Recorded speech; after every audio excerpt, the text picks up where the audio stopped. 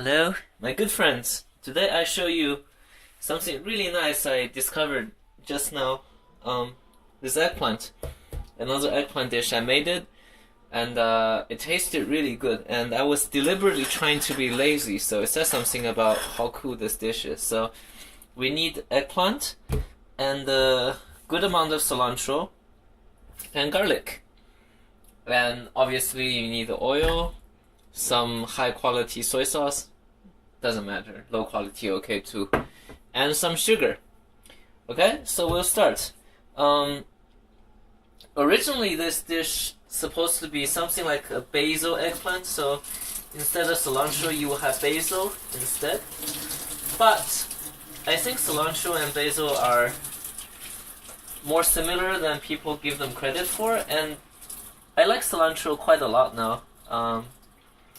Why? Because it's not very strong. So it's not like a green onion, right, where it's actually very pungent. Cilantro is very, for me, it's more on the mild side. I know someone who actually can't stand it, but for me cilantro is mild. So when you use cilantro, you could treat it kind of, think of it in between a vegetable and herb, right? So you could treat it like a bit of both. So when you use it, you have some leeway of using a lot of it and not having to worry about it being too strong. So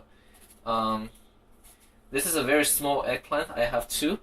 I originally thought I would just eat one, but after making this dish I want to show you. And to cut this eggplant, you want to do the rolling cut. So I'll show you how to do the rolling cut. What you want to do is, I don't know how old is the viewer, or maybe America's more advanced, but it's a lot like shaving a pencil with a razor blade. If you're in China, you know what I'm saying. You must have done that when you're young. But you want to make the pencil-like shape in the front. So the way to do it, if you can see, is you want to make cut diagonally down. Okay? And after the cut, you roll the eggplant until the new freshly cut surface is on top, and you cut diagonally over this new surface, and you roll and cut, roll, cut, roll, cut, roll, cut. So you see how the head looks like a shaved pencil? So this is the idea. You make these kind of semi-irregular, but the idea is to make these very long shapes, alright? So you want to control how skinny these pieces are, how long you want them to be, but the most important aspect, as with everything in the pot, right, you want to make sure the size is consistent, so they cook to well done at roughly the same time. So instead of having some raw and some overcooked, you want to control the thickness, okay? So these look about right, and we'll just go over to the pot. So it's really basic. You heat it to medium high, and just put them in. So here's what I discovered with eggplant. They taste really good if it's cooked well, as in slightly overcooked, maybe even char a bit. But the idea, the problem with heating the oil to very hot and then adding the eggplant is the bottom of the eggplant will very quickly absorb all the oil, and it wouldn't have an even coating of oil, so part of it becomes really soggy and greasy and the other is really dry. So the idea is for us to heat up the eggplant from a low heat, gradually have it move to a high heat, so we have a chance to actually distribute the oil evenly across the eggplant. And while you're cooking this, you want to add some salt. So one other thing about cooking eggplant is it's often, at least for this dish, right, it's often very tempting to add water because eggplant is very spongy and it actually absorbs a large amount of water if you choose to add it. It comes in two stages, right? So the eggplant it's like a kind of a sponge, right? So in the first stage, it absorbs the water, but after you cooked it, the structure starts to collapse and all the water starts to come out. And in fact, there's a fair deal of water within the eggplant, so I would advocate for not adding water and just 干煸, right? Just cook it dry and use the salt and the heat to drive the water from within the eggplant, right? So you want to cook it with its own moisture, if you will. And so now it's getting quite hot, so we don't want to burn, so we want to turn it to kind of a medium low, and we'll cover, and we'll just let its own moisture cook itself. So yeah, now we just wait, and see, this is eggplant in this cooked form, so I'll probably eat some of this while we wait about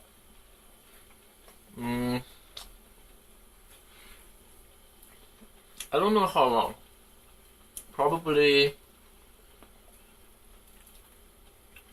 well, you see when it's collapsing, right? They look like more collapsed like this, so that's when they're tasty.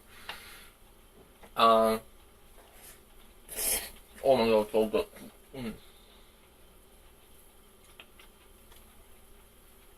But we'll have to wait a bit. I guess in the meantime we'll talk about something nice. What's a cool thing I've done recently that's nice?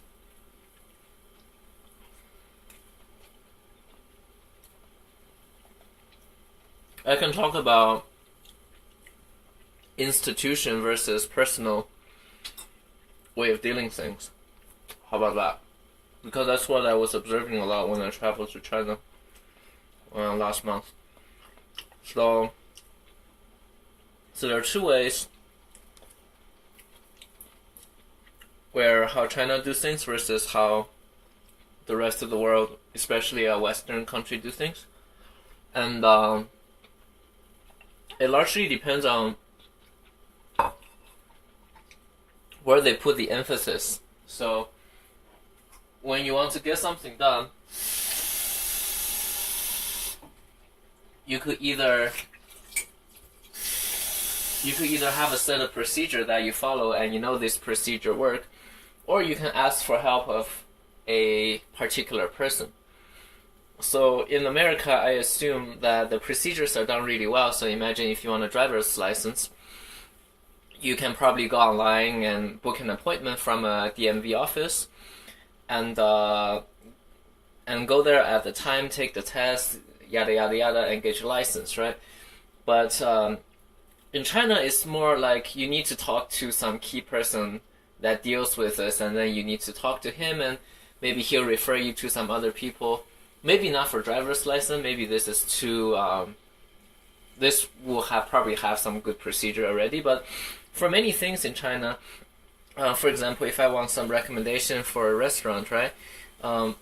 There is some kind of copied version of Yelp in China also, but most likely ask your friend for which place is good, right? It's much more difficult to use these kind of set procedures and institution way of figuring things out for yourself. So one funny thing was taking the high-speed train in China. It really is really fast, and the train is really well done. But the people who board the train, they have no education or manner or something, right? So they spit garbage all over the ground. So even though the train is very new and you pay, I think, fairly expensive by Chinese standards to travel in it, you still end up having to sweep the ground once every hour just to keep it manageably clean. So they hire a lot of cleaning people with mops that mops the train once every in a while, even though the train is brand new. And they spend a lot of effort, I think, to make the check-in magnetic. Like the ticket has a magnetic strip on it, you can scan in instead of having to go through some kind of manual ticket counter. But it doesn't work, so in the end, we're holding this very high-tech ticket with a magnetic strip in the back, but at each gateway toward the track, there are people standing there literally punching holes through these magnetic strips to say that you've been checked. So these eggplant, anyway, as you can see, they give out fair amount of moistures, right? So now I'm pretty sure they're cooked, right? But what we want to do now is to get them into this very tasty state. We want to actually cook it a bit more to remove the moisture. So now we take off the cover and we try to make it more dry. So we just let them sit for a bit more, and they're beginning to collapse, right? See, they're getting very nice and soggy. That's a state you want them to be. Okay. Anyway, as I was saying, so one interesting point of comparison is a lot of time, I think America in particular places a high value on individualism, right? It's saying the great achievements are done by a certain very well educated or well done by a single person, right? By his own struggle and will he can achieve stuff.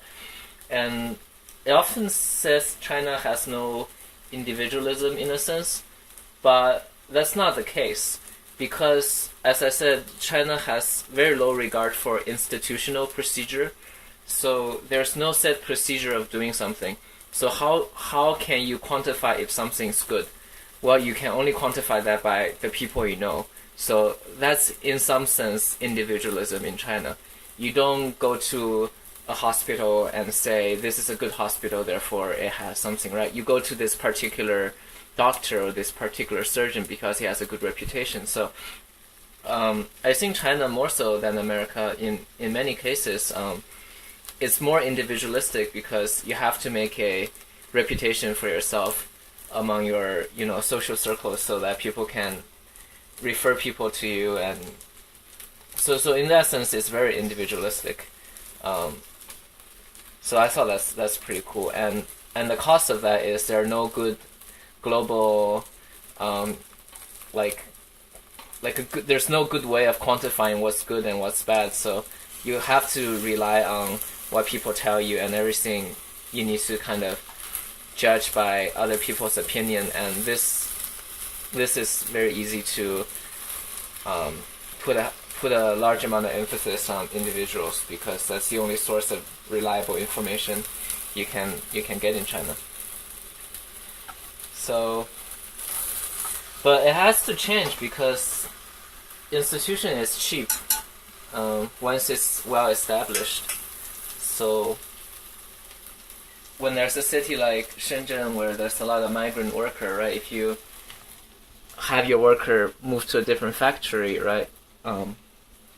You have to retrain them, and that's a considerable amount of effort you don't want to do. But if you set up a good institution and procedure, you can have this new worker very quickly be accommodated into your workspace. So yeah, that's something I've been observing in China, which I think is cool. Anyway, these cilantro, you want to chop them into tiny, tiny, tiny pieces. So make sure you do that.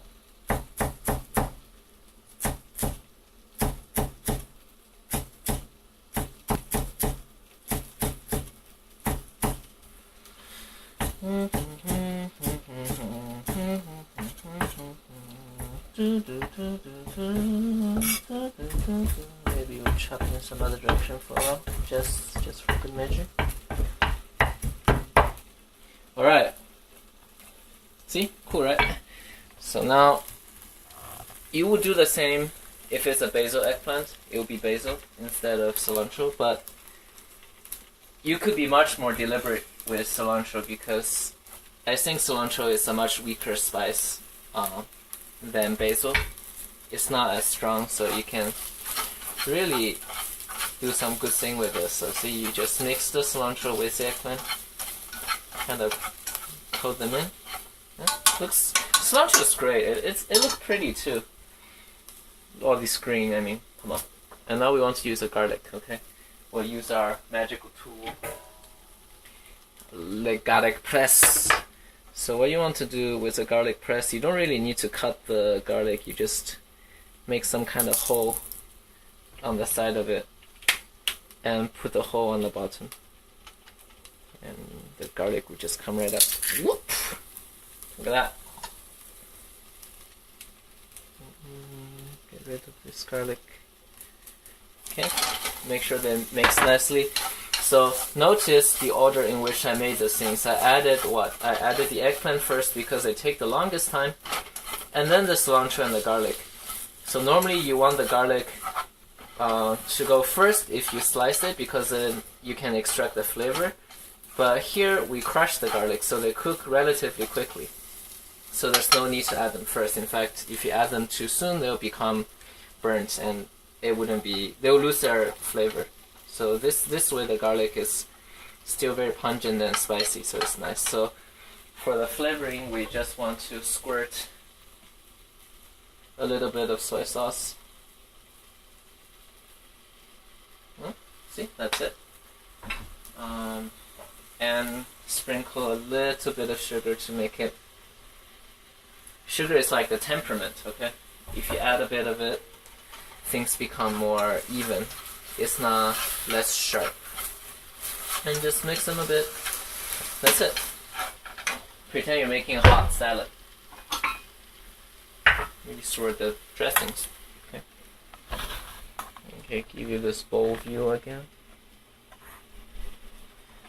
And so clearly this is a very small dish because I'm making it just for myself. So it looks really pathetic and small, but I already ate one, so there's no need to make another big portion. So that's it. Give you a better view, probably. Can I focus? This camera is not very good, but hopefully it looks good on the other picture. So that's it for today. Hope this is very easy, right? Cilantro, garlic, eggplant. Eggplant going first. Make sure it gets, all the moisture out and the thing looks collapsing, and then the cilantro and the garlic. Okay, for flavor, it's soy sauce and sugar, per usual. Okay, see you.